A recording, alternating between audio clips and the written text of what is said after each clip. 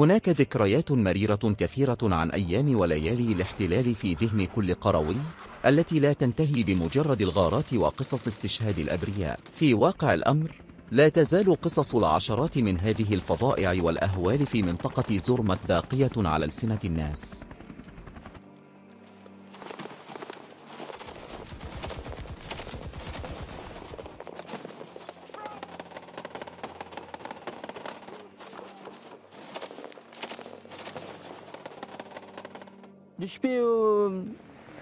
كانت الساعة تقترب من 10 ليلا عندما وصلت المروحيات وهبطت خلف القلعة، وكانت هناك مروحيتان تحلقان، وكانوا يصرخون: لا تتحركوا، استسلموا، أنتم تحت الحصار.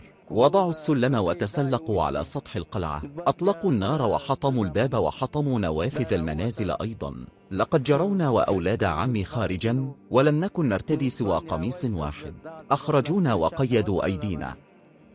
لقد بحثوا لمدة ساعة أو ساعتين، فتشوا الصناديق وألقوا بكل شيء في وسط القلعة.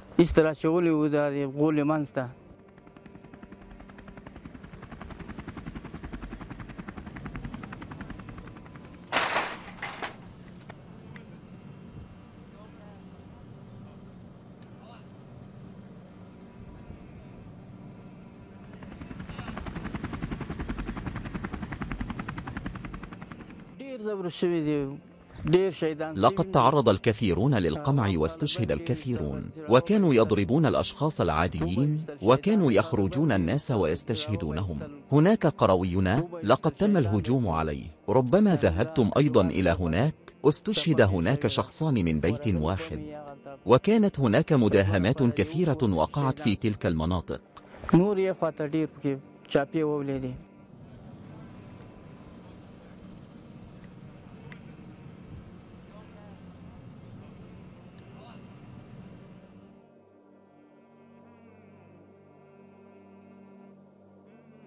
كان محمد إسحاق يعمل بجد لتوفير لقمة العيش لعائلته في المملكة العربية السعودية، لكن الطائرات الأمريكية قصفت عائلته البريئة في ليلة واحدة، مما أدى إلى استشهاد جميع أفرادها.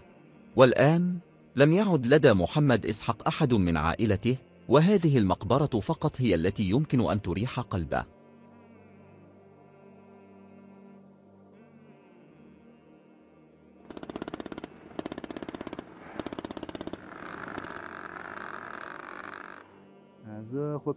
كنت في المملكة العربية السعودية في الليلة التي قصف فيها المحتلون الأمريكيون هنا. لقد تم إبلاغي هناك. لقد جئت إلى هنا بعد أسبوع، وتم دفن الشهداء هنا من قبل القرويين، وشارك أهل القرية جميعا، وتم التدفين.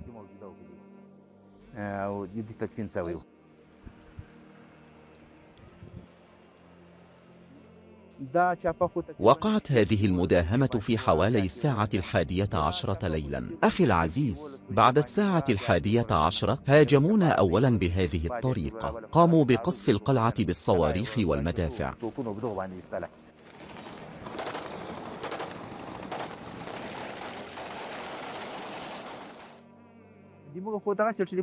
لقد اتصل بنا شخص، وكان ابن عمي هو الذي اتصل بي، وأخبرني أن أفرادا من عائلتك استشهدوا. صليت هناك ركعتين وطلبت من الله الصبر، وقلت: يا الله، أنا صبرت عليك، ولو كان الله راضيا فهم الشهداء في سبيل الله، وهم شهداء الحق. فصبرت على الله، ولم تنزل الدموع من عيني بعد، فصبرت على الله.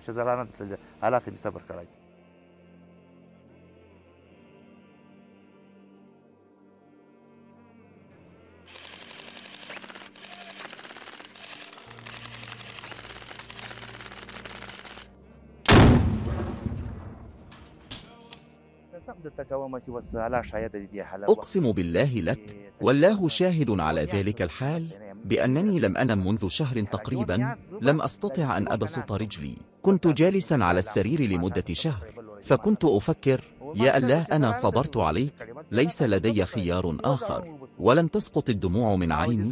كنت أقول: يا الله، أنا صبرت عليك، ماذا أفعل إذا بكيت؟ ألم البكاء لا يحدث إلا عندما تكون أمك على قيد الحياة، أن تقول لها بأن استشهد إخوتي، أو أبوك على قيد الحياة أن تقول له، أو أختك على قيد الحياة. إذا لم يكونوا على قيد الحياة فمن أبكي عليه؟ نسأل الله أن يمنحنا الصبر ونحتسب الأجر من الله حتى يرضى الله. أنا أقول الحق، أنا راض برضا الله حتى لا يؤدي إلى عدم رضا الله، فصبرت على الله. أسأل الله الأجر. جزانا الله خيرا في الدنيا والآخرة.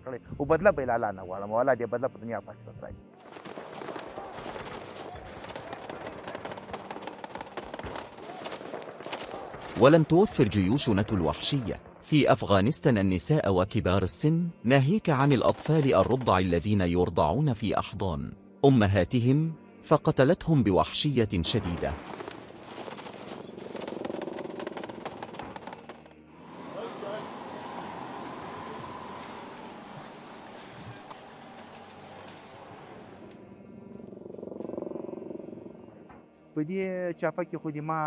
كان قد استشهد في هذا الهجوم والدي، واثنان من إخوتي، واثنان من أبنائي، وثلاث من بناتي، ووالدتي، وزوجتي، وجدتي.